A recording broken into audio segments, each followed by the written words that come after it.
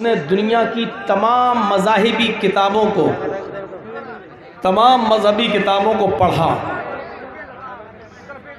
उसने हिंदू धर्म को पढ़ा, उसने जैन धर्म को पढ़ा, उसने सिखों को पढ़ा, उसने यहूदियत को पढ़ा, उसने ईसाइयत को पढ़ा, उसने इस्लाम को पढ़ा। और फिर उसने ये देखा कि मैंने सारे मज़ाहिब को पढ़ने के बाद, हर धर्म को पढ़ने के बाद, अब ये देखें कि अपने मज़हब पर सबसे ज़्यादा चलने वाला कौन है। तो जब उसने दुनिया का दौरा किया, बड़े बड़े मुल्कों का दौरा किया, और दौरा करने के बाद अपनी कसौटी पर जब परखा, तो जानते हो उसने क्या कहा? उसने कहा कि जब हमने किताबें पढ़ी, जब हमने मज़हब का मुताला किया और सारे धर्म को, सारे मज़हब को जो हमने पढ़ा, तो हमको सबसे अच्छा मज़हब, सबसे अच्छा दीन, सबसे अच्छा धर्म इस्लाम नज़र आया। सारे मज़ाहिब की तालीमात में सबसे अच्छी तालीमात इस्लाम की हमको नज़र आई। लेकिन जब हमने दौरा करके दुनिया में देखा, तो हमें दुनिया की सबसे बदतरीन और नालायक कौम सबसे ज़्यादा मुसलमान नज़र आई। उस साइंटिस्ट ने ये कहा। अगर आज वो साइंटिस्ट होता और आपके जलसे में बैठा होता और वो मगरिब से लेकर अब तक सारे उलमा की तकरीर सुनता, और उसके बाद रात के 1:30 बजे और 1:45 बजे ये हंगामा देखता, तो आज वो यही कहता कि मुझे जीती जागती तस्वीर यही मिल गई। कुरान और हदीस की तालीम सबसे बेहतर, सबसे अच्छी, लेकिन उसके मानने वाले सबसे बदतर और सबसे बेकार और सबसे ज़्यादा नालायक, जो एक ही जलसे में, जो अभी ख़त्म भी नहीं होने पाया, और अपनी नालायकी का सबूत यही दे रहे हैं। अल्लाह के नबी सल्लल्लाहु अलैहि वसल्लम जब तकरीर किया करते थे, अल्लाह की कसम हदीस की किताबें आप पढ़िए, जब आप लोगों को नसीहतें किया करते थे, तो सहाबा किराम अपने सरों पर बैठी हुई मक्खी भी नहीं उड़ाते थे। हाथ का पंखा हुआ करता था, हैंड फैन, वो रखा रहता था, पसीना टपकता था, लेकिन कोई शख्स अपने हाथ से पंखा उठाकर उससे हवा नहीं करता था, क्योंकि अल्लाह के रसूल दर्स दे रहे हैं, नसीहत कर रहे हैं, वाज कर रहे हैं, तकरीर कर रहे हैं। इतने अदब के साथ सुनते थे। कहाँ चली गई वो सब मिसालें? कहाँ चला गया वो सब अमल? गौर करना चाहिए हमें अपनी ज़िंदगी पर। वो इस्लाम जिसको आज बदनाम करने की एड़ी से लेकर चोटी तक जोर लगाया जा रहा है, इस्लाम की खूबियों को बयान करने के लिए न कोई मीडिया है, न कोई प्लेटफॉर्म है, लेकिन उसकी कमियों को बयान करने के लिए आपको एक से एक बढ़कर चैनल आपको दिखाई देंगे।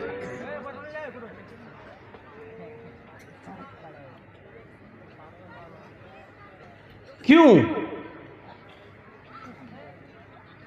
हम दूसरों से ये शिकायत करते हैं कि वो देखो इस्लाम के बारे में ऐसा बोल रहा है, ऐसा बोल रहा है, ऐसा बोल रहा है, लेकिन हम अपने मुआशरे का जायज़ा नहीं लेते, हमारे समाज में क्या हो रहा है। हमें इस बात पर गौर करना पड़ेगा, समाज को बैठना पड़ेगा और सोचना पड़ेगा हमें इस बात पर। अभी अल्लाह के नबी सल्लल्लाहु अलैहि वसल्लम का ज़माना होता तो अभी क्लास ले ली गई होती, मशवरे होने लगते, सजाएं मुतय्यन कर दी जाती। लेकिन हमारे यहाँ इन चीज़ों को मामूली समझा जाता है। वो इस्लाम जिससे गैर मुस्लिमों को फ़ायदा पहुंच रहा हो, आज हम उससे फ़ायदा नहीं उठा पा रहे हैं। वो इस्लाम जो अमेरिका में तेज़ी के साथ लोग उसको पढ़ रहे हैं और इस्लाम कबूल करते जा रहे हैं। अमेरिका परेशान है कि हम इस्लाम के ख़िलाफ़ जितनी साजिशें करते हैं वो सब नाकाम हो जाती हैं, और ख़ुद अमेरिका अपने ही बस्ती में, अपने ही इलाके में इस्लाम को बढ़ने से नहीं रोक पा रहा है। डेली सैकड़ों की तादाद में लोग इस्लाम कबूल कर रहे हैं। क्यों कर रहे हैं? वहाँ के मुसलमान इस्लाम का तारुफ गैरों में करा रहे हैं, कुरान के तर्जमे बांट रहे हैं, वाज़ो तबलीग में लगे हुए हैं, अपना करैक्टर, अपना अखलाक, अपना स्वभाव अमेरिका वालों के सामने पेश कर रहे हैं। उनको लगता है कि मीडिया जो तस्वीर दिखा रही है वो गलत है, असल इस्लाम ये है जो ये मुसलमान पेश कर रहे हैं। हम क्या पेश कर रहे हैं दुनिया वालों के सामने? हमारा करैक्टर और हमारा अखलाक देखकर कौन आदमी हमारे करीब होगा? कौन हमसे जुड़ेगा? जिस मदरसे के लिए आप जलसा करा रहे हैं, उस मदरसे को हम ताउन दे रहे हैं और ये उम्मीद रखते हैं कि इस मदरसे से जो बच्चे पढ़कर आलिम बनकर निकलेंगे वो बुराइयों पर कदगन लगाएंगे, रोक लगाएंगे और इस्लाम की दावत व तबलीग में एक अहम रोल अदा करेंगे। हम जिन तलबा से ये उम्मीद लगाए बैठे हैं, उन्हीं इस्लामी तलबा के सामने, उन्हीं पढ़ने वाले बच्चों के सामने आप अपना रवैया ये दिखाएंगे तो कौन सा शख्स इस्लाम से मुतासिर होगा? आप हमें ये बताइए। जिस इस्लाम के बारे में कुरान कहता है इन्नद्दीना इंदल्लाहिल इस्लाम, अल्लाह के नज़दीक पसंदीदा मज़हब इस्लाम है। क्या ये इस्लाम जो हम पेश कर रहे हैं? और जिस दीन के बारे में अल्लाह ने कहा था अल-यौमा अकमलतु लकुम दीनकुम व अतममतु अलैकुम निअमती व रदीतु लकुमुल इस्लाम दीना, आज मैंने तुम्हारे लिए तुम्हारे दीन को कंप्लीट कर दिया, तुम्हारे लिए तुम्हारे दीन को मुकम्मल कर दिया। व अतममतु अलैकुम निअमती, और अपनी नेमतों का इत्माम कर दिया, अपनी नेमतें हमने पूरी कर दी। व रज़ीतु लकुमुल इस्लाम दीना, और अल्लाह ने कहा था मैं तुम्हारे इस दीन इस्लाम से मैं राज़ी हो गया, तुम्हारे इस दीन इस्लाम से मैं खुश हो गया, इस दीन को मैंने पसंद कर लिया। अब आप बताइए, क्या वो यही दीन था जिसको अल्लाह ने पसंद किया था?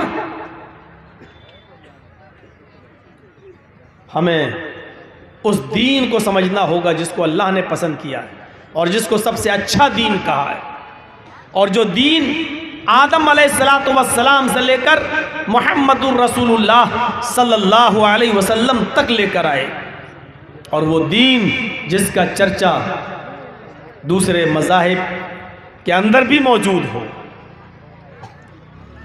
जिस दीन को हम मानते हैं कि नबी अकरम सल्लल्लाहु अलैहि वसल्लम के हाथों पूरा हुआ, और जिस नबी का जिक्र दूसरी मजहबी किताबों में मौजूद हो, उस नबी की तालीमात पर हम कितना अमल कर रहे हैं? नाम के साथ जिस नबी का जिक्र आया हो और उसकी तालीमात को ग्रहण करना, उसकी तालीमात को अपनाने का हुक्म गैरों ने दिया हो। वेदाहमित पुरुष महानिमादित्य वरुण तपस प्रस्तात् यन्याय, अहमद एक महान पुरुष बनकर आएगा। वेद अहमद पुरुष, अहमद एक महान पुरुष बनकर जन्म लेगा, अंतिम ऋषि होगा, कल की अवतार होगा, आखिरी पैगंबर होगा। वरुण तपसा, ईश्वर का, अल्लाह का बहुत ही ज़्यादा नाम लेने वाला होगा, ईश्वर का बहुत बड़ा पुजारी होगा, अल्लाह की बहुत ज़्यादा भक्ति और इबादत करने वाला होगा। प्रस्ताद, ईश्वर की तरफ से जो वो शिक्षा लेकर आएगा, जो तालीम लेकर आएगा, उसी को तुम ग्रहण कर लेना, उसी को तुम मान लेना। उस अहम्मद की तालीम पर, उसकी शिक्षा पर तुम चलना, उसी के नक्शे कदम पर तुम चलना, उसी को फॉलो करना।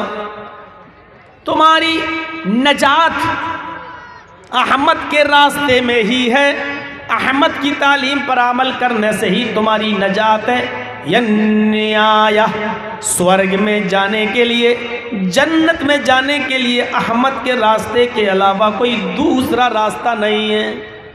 अहमद के तरीक़े के अलावा कोई दूसरा तरीक़ा नहीं है, अहमद के रास्ते के अलावा कोई दूसरा रास्ता नहीं है। अगर जन्नत में जाना चाहते हो, स्वर्ग में जाना चाहते हो, पैराडाइज में जाना चाहते हो, अगर तुम्हें जन्नत की तलब है और जन्नत की ख्वाहिश है, जन्नत की तमन्ना है, तो तुम्हें अहमद के यानी मोहम्मद के रास्ते पे चलना पड़ेगा। जिसको हिंदू धर्म की किताबें ये कह रही हो और जिसको स्वीकार किया हो, और आज हम मुसलमान होकर ही मोहम्मद रसूलुल्लाह के रास्ते को हम अपनाने के लिए तैयार नहीं। कितनी नाफरमानियां हम कर जाते हैं, कितने बड़े बड़े गुनाह हम कर जाते हैं, हमें इस बात का एहसास भी नहीं है। एक शख्स खाना खा रहा है, पढ़िए मुस्लिम शरीफ की हदीस, एक शख्स खाना खा रहा है और वो बाएं हाथ से खाना खा रहा है। अल्लाह के नबी सल्लल्लाहु अलैहि वसल्लम ने उसको उल्टे हाथ से, बाएं हाथ से खाना खाते हुए देखा तो उससे फरमाया, कुल भी यमीनिक, अपने दाहिने हाथ से खाना खाओ। उसने आज़ुर हुए तकब्बुर, उसने तकब्बुर भरे लहजे में कहा, आए मोहम्मद, मैं बाएं हाथ से खाऊंगा, दाहिने हाथ में मेरे खाने की ताकत नहीं है। मैंने मतलब उसका ये था कि मैं उल्टे हाथ से खाऊं, आपका क्या जा रहा है, दोनों हाथ मेरे हैं, मैं उल्टे ही हाथ से, बाएं हाथ से खाना खाऊंगा, आपको क्या है। अल्लाह के नबी ने फरमाया, उसकी इस तकब्बुराना जुमले को देखा तो अल्लाह के नबी ने कहा, अल्लाह करे कि तेरा दाहिना हाथ खाने के लायक ना रहे। उस दिन की तारीख से आखिरी दम तक, लास्ट डे तक, उसके मरने के दम तक वो दाहिने हाथ से कोई काम करने के लायक नहीं रहा।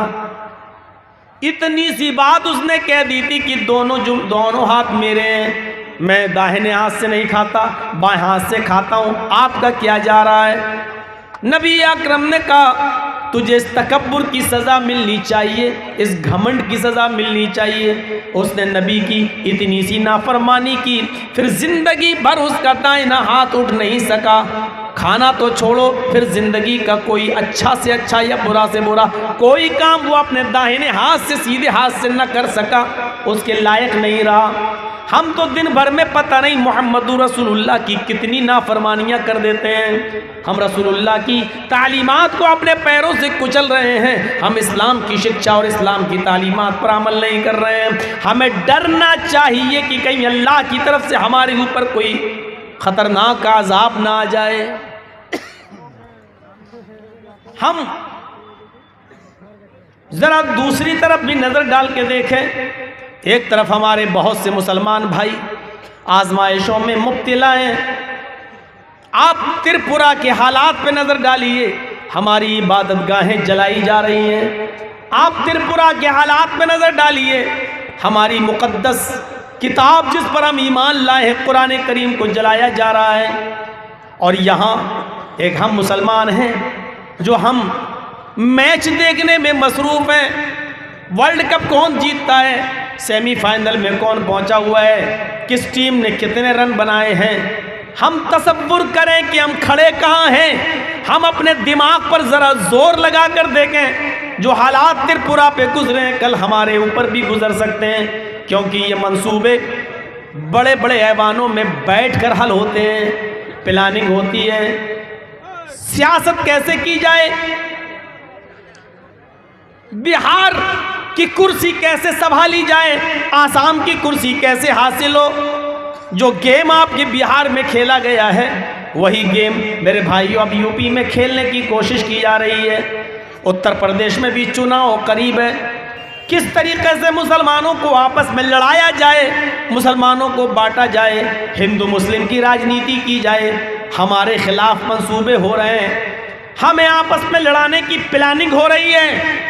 जरा तसव्वुर कीजिए कि किस तरीके से आज गैर मुस्लिमों की यूनिवर्सिटियों में मुसलमान लड़कों को आरक्षण नहीं मिल रहा है, रिजर्वेशन नहीं है, उनको पढ़ने की इजाज़त नहीं है, लेकिन मुस्लिम लड़कियों के लिए रिजर्वेशन दिया जा रहा है।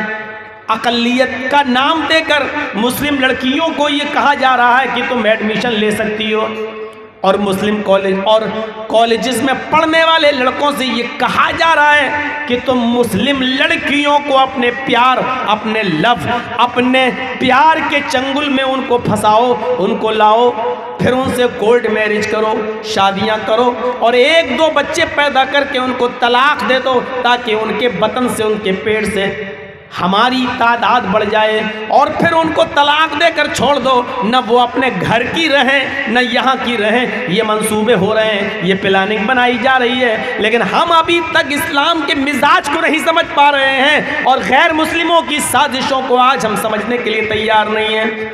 हम खुद इस्लाम से दूर भागे जा रहे हैं, हम इस्लाम की तालीमात से भागे भागे फिर रहे हैं। नहीं साहब, हमारी लड़की तो पढ़ेगी वहीं।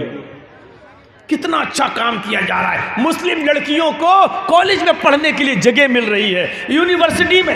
इसके पीछे साजिश क्या है, उस साजिश को हम नहीं समझ पा रहे हैं,